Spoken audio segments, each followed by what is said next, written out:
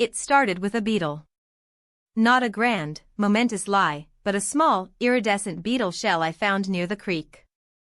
I was 8, and the annual Most Unusual Garden Specimen competition was approaching. My mother, bless her earnest heart, had spent weeks trying to cultivate a triple-headed sunflower, which, predictably, wilted into a sad, single-headed mess. I had nothing. The prize was a year's supply of exotic fruit preserves and a small, antique brass telescope. I wanted that telescope. I took the beetle shell, polished it with my sleeve until it gleamed with an unnatural, oily rainbow sheen, and then, with a dab of my mother's super glue, affixed it to a twig. I found a patch of particularly vibrant green moss, carefully transplanted it into a small terracotta pot, and nestled the twig and beetle creation within. On the day of the competition, I presented my entry, the Lumina beetle bloom, a rare, symbiotic desert flower that attracts its pollinator, the iridescent Lumina beetle, through bioluminescent mimicry. I cultivated it from a seed found in a meteor crater. The judges, 3 elderly women with varying degrees of horticultural knowledge, peered at it. One squinted, another poked it gently with a gloved finger. The third, Mrs. Henderson, who always wore too much lavender perfume, leaned in close. Bioluminescent, you say? How fascinating. I nodded gravely. It only glows at night, under specific lunar phases. I've been documenting its cycles. I had, of course, documented nothing. They deliberated. My mother's triple-headed sunflower, now just a regular sunflower, sat forlornly next to a genuinely impressive, albeit slightly grotesque, giant pumpkin. The other entries were equally earnest, a perfectly symmetrical rose, a miniature bonsai tree, a collection of oddly shaped gourds. Then, the announcement. And the winner of this year's Most Unusual Garden Specimen is Young, my name, for his truly remarkable Lumina beetle bloom. A wave of something I couldn't quite name washed over me. It wasn't guilt. It was a thrill, sharp and clean. I walked up, accepted the jar of kumquat preserves and the heavy brass telescope. The world, I realized, was not a rigid set of facts. It was a story, and I had just written a winning chapter. The telescope, when I looked through it that night, showed me a blurry moon, but in my mind, it showed me a universe of possibilities. I never looked back at the truth of that beetle. Years later, in high school, the debate club was my arena. We were facing Northwood High in the regional finals, arguing the merits of a proposed municipal park expansion. Our opponents had meticulously researched the local zoning ordinances, property values, and environmental impact reports. Their case was airtight. I was the closer. My turn came, and I stood, adjusting the microphone. My esteemed opponents have presented a compelling, if somewhat narrow, view of the situation. They speak of existing ordinances, but they fail to acknowledge the recent, critical development that renders much of their argument moot. The Northwood captain, a girl named Sarah with an intimidatingly sharp intellect, frowned. Her team whispered. Just last week, I continued, my voice calm and authoritative, the city council quietly passed emergency bylaw 7B, subsection gamma. This bylaw, enacted under the rarely invoked Urban Revitalization Act of 1988, specifically reclassifies the proposed parkland as designated public utility corridor, effectively overriding all previous zoning restrictions for projects deemed essential for civic beautification and psychological well-being. A gasp rippled through the audience. The judges exchanged bewildered glances. Sarah shot to her feet. Objection. There is no such bylaw.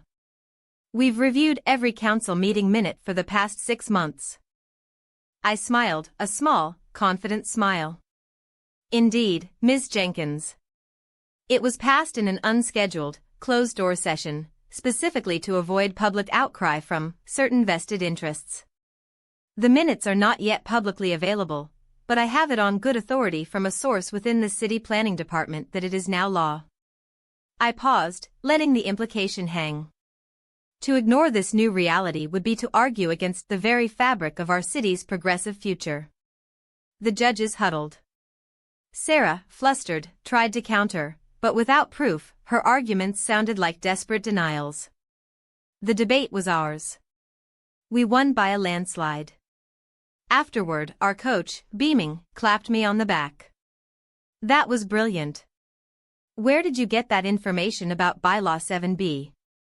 I've never heard of it. I winked. Top secret, coach. Can't reveal my sources. He laughed, shaking his head. You're a natural, kid. I was. I had seen the confusion in Sarah's eyes, the doubt in the judges' faces, and then the slow, grudging acceptance. I had created a fact, and it had become real enough to win. The thrill was even greater this time. It wasn't just a telescope, it was validation, power over perception. The world wasn't just pliable, it was eager to be shaped. My career path, predictably, led me into corporate strategy. The stakes grew higher, the lies more intricate. One particular negotiation stands out, a multi-million-dollar merger between our tech firm and a struggling but innovative robotics company. The sticking point was a clause regarding intellectual property rights for future AI developments.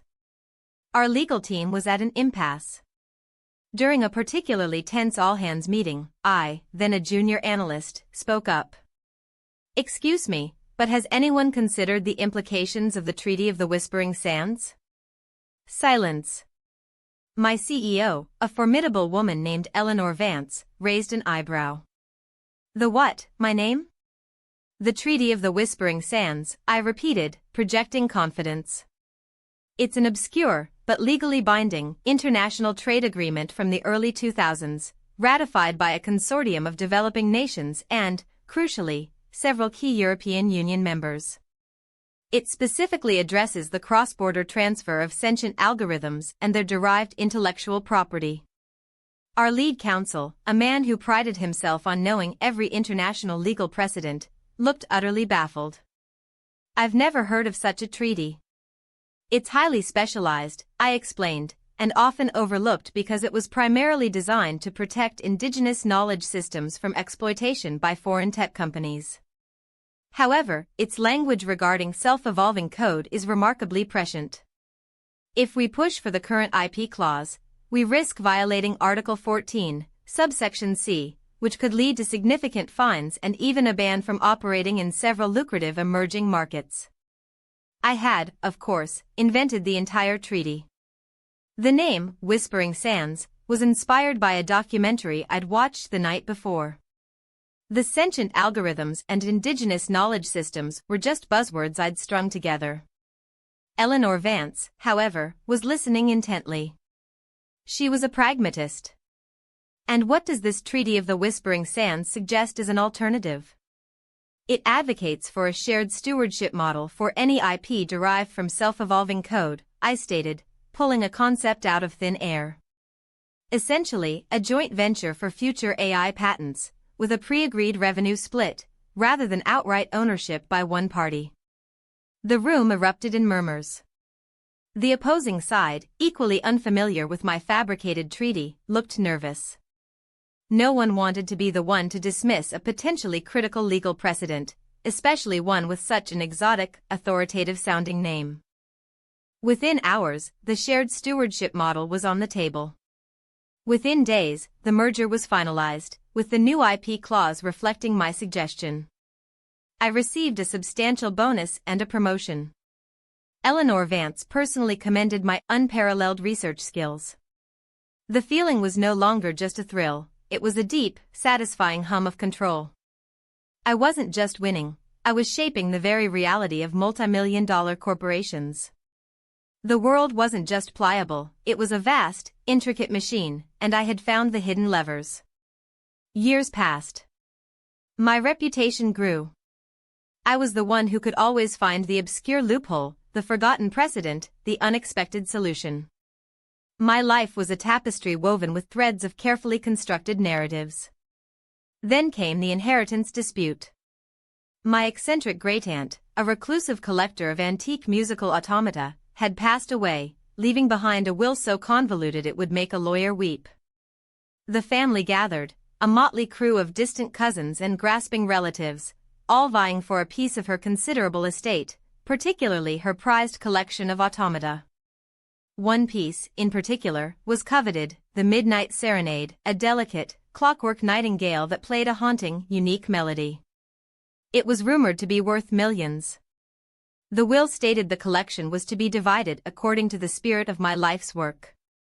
Vague, infuriating. I stepped forward, holding a small, leather-bound diary. "Aunt Beatrice," I began, my voice soft, tinged with a carefully modulated sadness, was a woman of profound secrets. She communicated not through words, but through music. And through codes. The room fell silent. My cousin, a boorish man named Gerald who had already tried to claim the nightingale, scoffed. "Codes? What nonsense."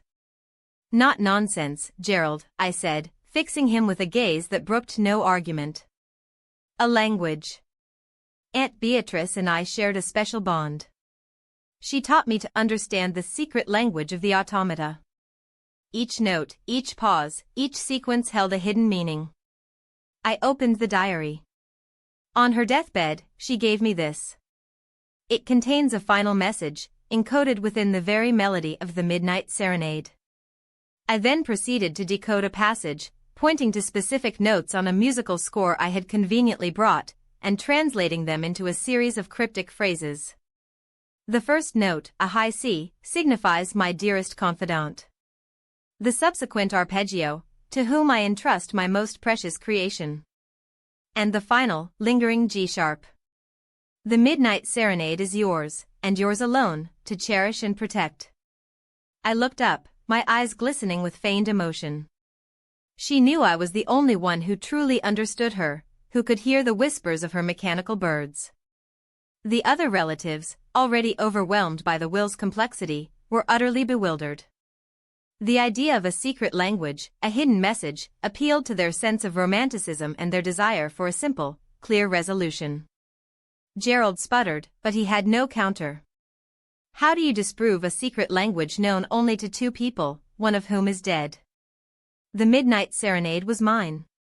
I sold it a month later for a sum that ensured my financial independence for life.